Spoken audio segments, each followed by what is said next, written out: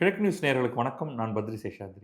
SpaceX என்னும் நிறுவனம் தன்னுடைய இனிஷியல் பப்ளிக் ஆஃபரிங்கை கொடுத்து அமெரிக்க பங்குச்சந்தையில் தன்னுடைய பங்குகளை பட்டியலிட்டு இன்றைக்கு $2 டிரில்லியன் மதிப்பு அப்படிங்கிறத அந்த ஒரே நாளில் பட்டியலிட்ட அதே நாளில் ஆயிருக்கக்கூடிய இந்த தினத்தில் ஒரு 2-3 நாளைக்கு முன்னாடி வந்த ஒரு இந்திய வான்வெளி ஆராய்ச்சி மற்றும் தொழில்நுட்ப செயல்பாடுகள் குறித்த ஒரு செய்தியை உங்கள்கிட்ட இதை பற்றி பேசணும் அப்படின்னு நினைக்கிறேன். இதை பற்றி ஏற்கனவே நம்ம ஐஎஸ்ஆர்ஓ பற்றி பல செய்திகள் நம்ம பண்ணியிருக்கோம். இன்றைக்கி இந்த இந்த செய்தி ரொம்ப ரொம்ப முக்கியமானது அப்படின்னு நான் நினைக்கிறேன். இந்தியா டுடேயில் வந்திருக்குது. இந்த தலைப்புச் செய்தியை பார்த்துருவோம். ISRO's Baahubali LVM-3 that launch Chandrayaan-3 to be handed to private sector. தலைப்புச் செய்தி கொஞ்சம் அதிர்ச்சியாக இருக்கும். ஒரு Chandrayaan-3 என்னும் விண்கலத்தை லான்ச் பண்ண அந்த பாகுபலி LVM-3ங்கிற ராக்கெட்டை தனியாருக்கு ஐஎஸ்ஆர்ஓ கொடுக்க போகிறதுன்னு. அப்படி இல்லை, அந்த ராக்கெட்டை கொடுக்கல, இந்த ராக்கெட் தொழில்நுட்பத்தை கொடுத்து அந்த ராக்கெட்டை லான்ச் பண்ணுவது எப்படி அப்படிங்கிறதை சொல்லி கொடுத்து ஒரு குறிப்பிட்ட காலகட்டத்துக்கு அல்லது அவர்கள் அந்த தனியார் சக்ஸஸ்ஃபுல்லாக 2 முறை இந்த ராக்கெட்டை லான்ச் பண்ணுற வரைக்கும் உதவ போகிறோம் அப்படின்னு ஒரு பெரிய ஒரு டிசிஷன் ஒன்று ஐஎஸ்ஆர்ஓ எடுத்திருக்கிறது. அதாவது இந்திய வான்வெளி ஆராய்ச்சிக்கான அமைச்சரகம் எடுத்திருக்கிறது அல்லது நம்ம பிரதமர் எடுத்திருக்கிறார் அப்படிங்கிறது தான் நம்ம சொல்லணும். இது என்னன்னா, ஃபார் த ஃபஸ்ட்டு டைம் நம்ம இதை 3 ஸ்டேஜில் பார்ப்போம். இந்தியா வான்துறையை ஸ்பேஸை கவர்மெண்ட் ஒன்லி மொனாப்பொலியாக வைத்திருந்தது பல காலத்துக்கு. அது இந்திய சுதந்திரம் அடைந்ததிலிருந்து கடந்த ஒரு 10 ஆண்டுக்கு முன்னாடி வரைக்கும் அது முழுமையாக தன்னுடைய கைக்குள் அதை வைத்திருந்தது. என்ன அர்த்தம் அப்படின்னா, வேறு எந்த தனியாரும் ஸ்பேஸ்க்குள்ளே நுழைய முடியாது. அதாவது அவர்கள் ராக்கெட்டை செய்ய முடியாது. இன்ஃபேக்ட் செயற்கைக்கோளை கூட அவர்கள் தன்னிச்சையாக செய்து அதை வெளியே கொண்டு போய் எல்லாம் ஏவ முடியாது. வேண்டுமென்றால் வெளிநாட்டில் இருந்து கொண்டு வெளிநாட்டில் நீங்கள் ஒரு ராக்கெட் மூலமாக நீங்கள் ஒரு செயற்கைக்கோளை கொண்டு போய் நிலைநிறுத்தலாம். ஆனால் அந்த செயற்கைக்கோளிலிருந்து இந்தியாவுக்குள் சில சேவைகளை தர வேண்டும் என்றாலும் கூட நீங்கள் அதற்கென்று இந்த டெலிகாம் மினிஸ்ட்ரி வழியாக சில அனுமதிகளை பெற்றுக்கொண்டு தான் செய்ய முடியும். அதாவது ஹைலி கண்ட்ரோல். நீங்களே ராக்கெட் அனுப்ப முடியாது, நீங்களே செயற்கைக்கோளை உருவாக்க முடியாது, இந்தியாவிலிருந்து அவற்றை அனுப்ப முடியாது. வெளிநாட்டிலிருந்து அனுப்பினாலும் அதிலிருந்து சேவைகளை இந்தியாவிற்குள் தர வேண்டும் என்றால் அனுமதி வேண்டும். அப்படின்னா கம்ப்ளீட்லி கண்ட்ரோல். நீங்கள் என்னதான் பண்ணலாம் அப்படின்னா, நீங்கள் ஐஎஸ்ஆர்ஓவுக்கு வெண்டராக இருக்கலாம். அவங்க ஒரு ஃபியூவல் டேங்கை அவங்களுடைய ராக்கெட்டில் வெல்டு பண்ணி தரணும்னா நீங்கள் போய் வெல்டு பண்ணி கொடுக்கலாம். அவங்க ஒரு குறிப்பிட்ட பொருள், ஒரு வாஷர் ஒன்று பண்ணி தரணும் அப்படின்னா நீங்கள் கொடுக்கலாம். இந்த நாசில் அப்படின்னு ஒன்று இருக்கும், அதில் நீங்கள் அவங்களே மேனுஃபேக்சர் பண்ணால் நீங்கள் கான்ட்ராக்ட் மேனுஃபேக்சராக இருக்கலாம். அவ்வளோதான்.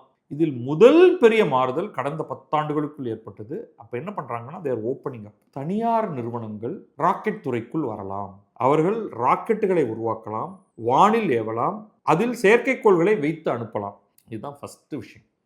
அப்படி சொன்னாலும் இதுவரைக்கும் ஒரு 4-5 நிறுவனங்கள் அந்த துறைக்குள் நுழைந்திருக்கிறது. எல்லாமே ஸ்டார்ட் அப் கம்பெனிஸ்.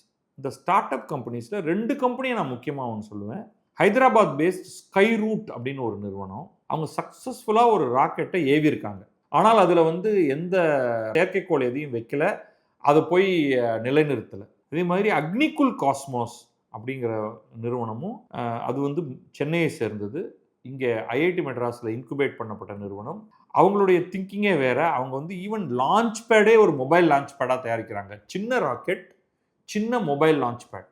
அப்போ நீங்கள் ஒரு பெரிய ட்ரெய்லர் ட்ரக்கு வண்டிக்கு பின்னாடி நீங்கள் கம்ப்ளீட்டாக ஒரு மூவபிள் இதுவாக அதை பண்ணிட முடியும். அதில் நீங்கள் ஒரு ராக்கெட்டை ஏற்றிக்கிட்டு போய் எங்கேருந்து வேண்டுமானாலும் நிறுத்தி அங்கேருந்து அதை லான்ச் பண்ணி விட்டுருலாம்.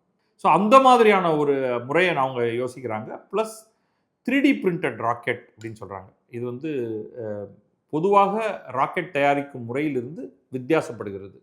ஸோ இந்த 2 நிறுவனம் ஓரளவுக்கு சக்ஸஸ்ஃபுல்லாக இருக்குது. இன்றைக்கு பல குட்டி குட்டி அதாவது பெரிய மதிப்பு இல்லாத, அதை நான் குறைச்சி மதிப்பிடலை, ஃபேக்ட் ஆஃப் த மேட்டர் என்னன்னு சொல்லிடுறேன்.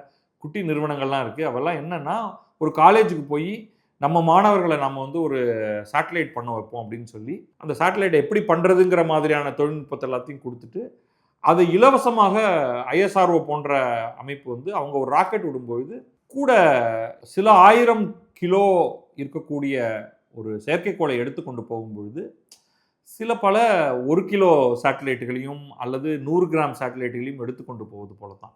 அந்த மாதிரி சில ராக்கெட்டுகள்லாம் வானுக்கு அனுப்பி கொண்டிருக்கிறார்கள். ஸோ இந்த நிலையில ஃபார் த ஃபர்ஸ்ட் டைம் ஒரு அமேசிங்கான ஜம்ப் அடிக்கிறாங்க.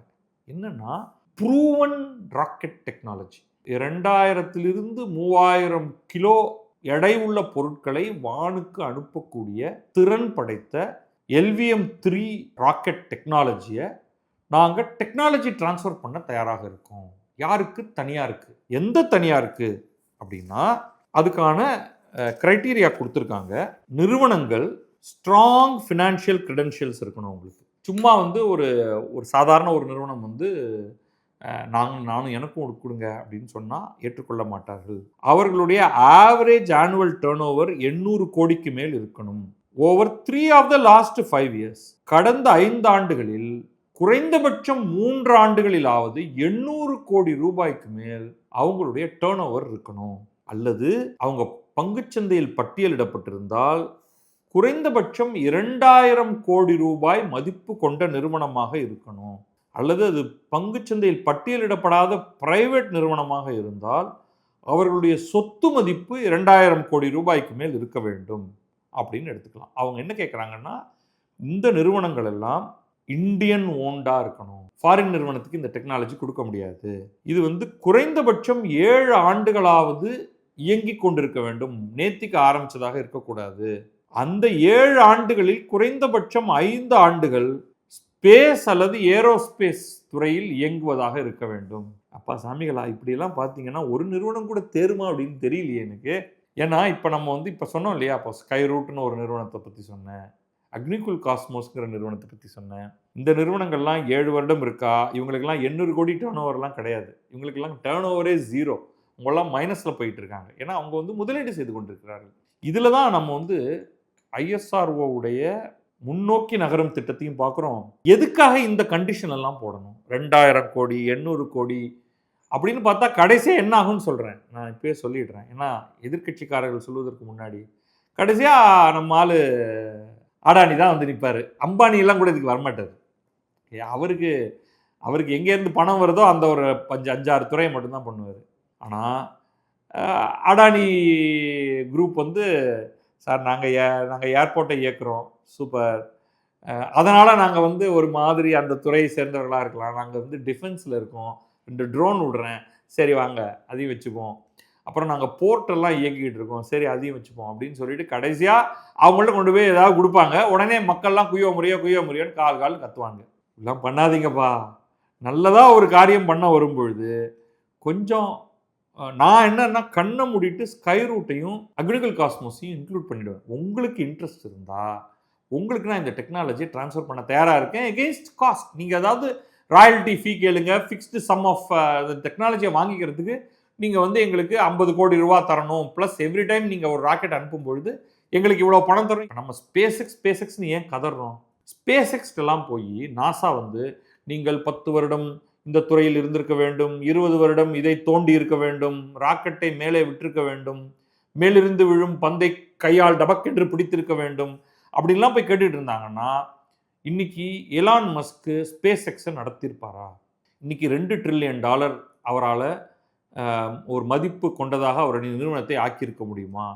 ஒரே நாளில் $75 பில்லியன் முதலீட்டாளர்களிடமிருந்து கலெக்ட் பண்ணியிருக்க முடியுமா?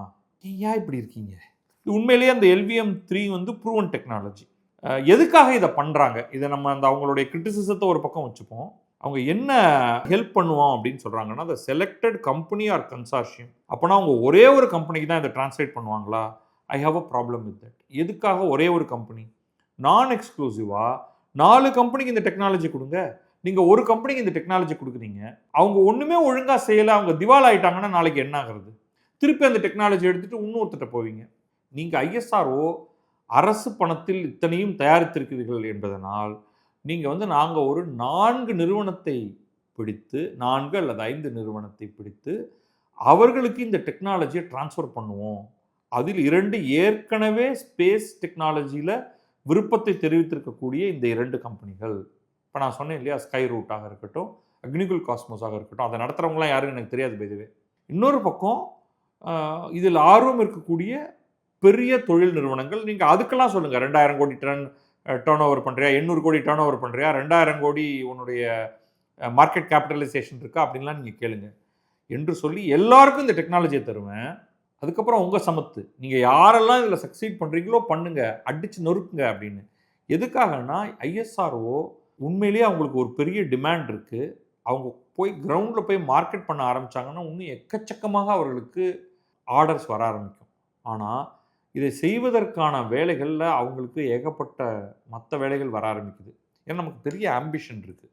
சர்வசாதாரணமாக ராக்கெட் அனுப்பிச்சு நம்ம செயற்கைக்கோளை நிலைநிறுத்த முடியும் அப்படிங்கும் பொழுது இன்னைக்கு ககன்யான் அப்படின்னு பூமியை சுற்றி வரக்கூடிய விண்கலத்தை உருவாக்க வேண்டும். அதுக்கான வேலை நடந்துகிட்டு இருக்கு. அதில் ஆட்களை உட்கார வச்சு அவர்களை சுற்றி வரவழைத்து பத்திரமாக தரையிறங்க வேண்டும். அதுக்கப்புறமா நிலவுக்கு ஆட்களை அனுப்ப வேண்டும். இன்னொரு பக்கம் பார்த்தா நாசா ஆர்டமிஸ்னு வாட்டமிஸ் 1 2 3 4 5 அவன் எங்கேயோ போயிட்டு இருக்கான். நமக்கு ஆட்களை அனுப்பி ஆட்களை பத்திரமாக திரும்பி கொண்டு வருவதற்கான ஒரு தொழில்நுட்பம் வேண்டும். இதெல்லாம் ஐஎஸ்ஆர்ஓவால் தான் பண்ண முடியும். புதிதாக உருவாக்கப்பட்ட ஒரு தொழில்னால இதை பண்ண முடியாது. அவன் அதை பண்ணவும் போகிறது கிடையாது. அவன் ஸ்பேஸ் எக்ஸ் கிடையாது, அவனுக்கு அவ்வளோ பணம் கிடையாது. ஆனால் ராக்கெட் அனுப்பிச்சு செயற்கைக்கோளை நிலைநிறுத்துவது அப்படிங்கிறது அதுதான் பிரெட் அண்ட் பட்டர் டெக்னாலஜிங்கிறது. அது யார் வேணாலும் பண்ணலாம், பிரெட் அண்ட் பட்டர். நீ அதை தாண்டி போகிறது தான் நீ பண்ணணுங்கிறதுனால தான் இதை ட்ரான்ஸ்ஃபர் பண்ணுறீங்க.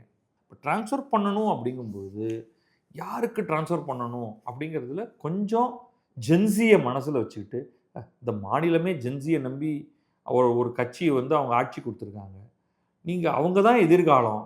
ஸோ கவர்மெண்ட்டோடைய விருப்பம் என்னென்னா லான்ச் ஃப்ரீக்வன்சியை அதிகரிக்கிறது, strengthen India's position in the competitive heavy lift launch market currently dominated by international players. So இந்த நோக்கம் ரொம்ப கரெக்டாக இருக்குது. இன்டர்நேஷ்னலி அவன் ஸ்பேஸ் எக்ஸ் அடிச்சுன்னு இருக்கிறான். அவனை விட்டால் டெய்லி ஒரு ராக்கெட் அடிப்பான். அதுக்கப்புறமா அவன் என்ன பண்ணிட்டான்னா ரீயூஸ் டெக்னாலஜியை அவன் மாஸ்டர் பண்ணிட்டான். அவனுடைய லோவர் ஸ்டேஜஸ் எல்லாம் வானத்துக்கு போயிட்டு அங்கேருந்து அது கழட்டி விடும். ஸ்டேஜ் 1 ஸ்டேஜ் 2லேருந்து பிரியும். அப்போ ஸ்டேஜ் 1 அப்படியே அருமையாக அப்படியே ஆடாமல் செய்யாமல் அழுங்காமல் குலுங்காமல் கீழே அவன் வட்டம் போட்டிருக்கிற இடத்துல டபக்குன்னு உட்காருது.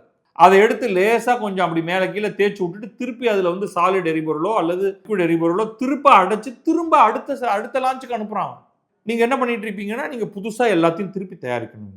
ஸோ அவன் வேறு ரேஞ்சுக்கு போயிட்டு இருக்கும்பொழுது அவனோட நீங்கள் போராடணும் அப்படின்னா பழைய சிந்தனையிலிருந்து நம்ம மாறணும். இண்டஸ்ட்ரி பார்ட்டிசிபென்ட்ஸ் நம்ம சொன்னது தாண்டி அவங்க சொல்கிறாங்க அவங்களுக்கு large multi disciplinary turnkey project. அப்போ கடைசியாக எல்என்டி தான் நிற்கும். உங்களுக்கு அவன் எல்என்டிக்கு இன்ட்ரெஸ்ட் இருக்கா அப்படின்னா அவன் எங்களுக்கு கல்ஃபில் நிறையா இப்போ இந்த போர் முடிஞ்சு போயிடுச்சுன்னா எங்களை கூப்பிடுவாங்க சார், அங்கே ஒரேடியாக ஆயில் ரிஃபைனரிஸ்லாம் திரும்ப கட்டணும், நான் இதுக்கெல்லாம் வரமாட்டேன் அப்படின்னு அவன் சொல்லுவான்.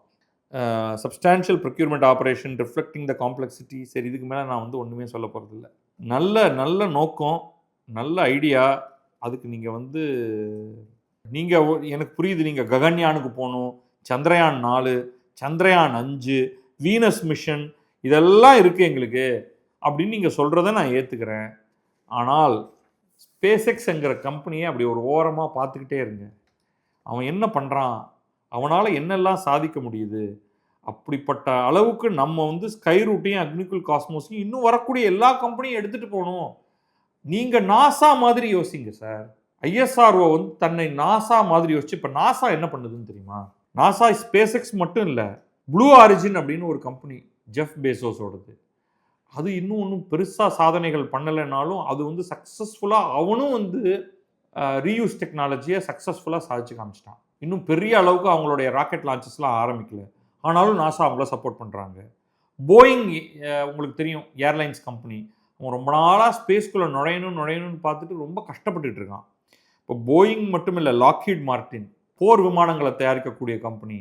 அதே மாதிரி நார்த்ராப் கிரம்மன் அவங்களும் போர் விமானங்களை தயாரிக்கக்கூடிய கம்பெனி. இந்த 3 ஏர்கிராஃப்ட் கம்பெனி, ஃபஸ்ட்டு பேசஞ்சர் விமானங்களை தயாரிக்கிறது. இவங்க 3 பேரையும் நாசா சப்போர்ட் பண்ணுது. இவங்கெல்லாம் எக்கச்சக்கமாக வருமானம் பார்க்கக்கூடிய கம்பெனிகள். ஆனாலும் ஸ்பேஸ் டெக்னாலஜி அப்படிங்கிறது இவங்களுக்கும் கஷ்டம். ஸ்பேஸ் எக்ஸுக்கு மட்டும் இல்லை, blue origin, Boeing, Lockheed Martin, Northrop கிரம்மன் அத்தனை பேருக்கும் கான்ட்ராக்ட் தருவேன். நீங்கள் அந்த லேண்டர் விண்கலத்தை தயாரிங்க, அதாவது நிலவில் போய் கால் பதிக்கிறதுக்கு அடுத்த ஆர்டமிஸ் மிஷனில் யாருடையதை எடுத்துகிட்டு போக போகிறோங்கிறதுலேருந்து வரைக்கும் அவங்க பேசிக்கிட்டு இருக்காங்க. நீங்கள் நாசா மாதிரி ஆகுங்க சார், அதுதான் எங்களுக்கு விருப்பம். அந்த மாதிரியான ஒரு விசாலமான மனப்பான்மையோட யார் அந்த தொழில்நுட்பத்தில் இறங்க ஆதரவு கேட்டாலும் அதை கொடுக்கக்கூடிய மாதிரி, ஸ்டார்ட் அப் நிறுவனங்களை ஊக்குவிக்கக்கூடிய மாதிரி ரொம்ப ரொம்ப ரொம்ப ரொம்ப ஒரு ஃபோர்த்தாட்டோட இந்த துறையில் இறங்கி உண்மையிலேயே இதெல்லாம் நடந்ததுன்னா அப்பெல்லாம் கூட நம்ம அமெரிக்காவுக்கும் சீனாவுக்கும் பிறகு 3வது இடத்துக்கு வர முடியுமா? இப்போ நம்ம 4வது இடத்துல இருக்கோம்னு நான் நம்புகிறேன். ரஷ்யா இருக்குது 3வது இடத்துல, நம்ம 4வது இடத்துக்கு வந்துக்கிட்டோம் அப்படின்னு நம்புகிறேன் நான். இதுக்கு காரணம் என்னென்னா, மற்றவங்கள்லாம் இதிலேருந்து நகர்ந்து போனது தான். இப்போ ஜப்பான் கிட்டத்தட்ட இந்த துறையில் தன்னுடைய சாதனைகள் எல்லாத்தையும் அது நிறுத்திடுச்சு. யூரோப்பியன் ஸ்பேஸ் ஏஜென்சி அவங்க ஒரு தனி நாடாக அவங்க செய்யலை, அவங்க ஒட்டுமொத்தமாக சேர்ந்து செய்கிறாங்க. அவங்களும் ரொம்ப ஆர்வத்தோடு இதெல்லாம் செய்கிறத நிறுத்திட்டாங்க. கமர்ஷியலாக ராக்கெட் அனுப்பிக்கிட்டு இருக்காங்க, இங்கே செயற்கைக்கோளை மேலே நிலைநிறுத்திட்டு இருக்காங்க. இஸ்ரேல் இதில் பெரிய ஆர்வம் காமிக்கல. அப்போ ஆளே இல்லாத இடத்துல நம்ம உட்காந்துருக்கோம். அவங்க கண்ணா பின்னான்னு வேலையை செஞ்சுட்டு இருக்காங்க. அமெரிக்காவும் சீனாவும் நம்ம ஒரு சில பல நூற்றாண்டுகள் பின்னாடி இருக்காதுங்க சார். கெஞ்சி கேட்டுக்கிறேன். நன்றி, வணக்கம். நான் பத்ரி சேஷாத்ரி. இது கிழக்கு.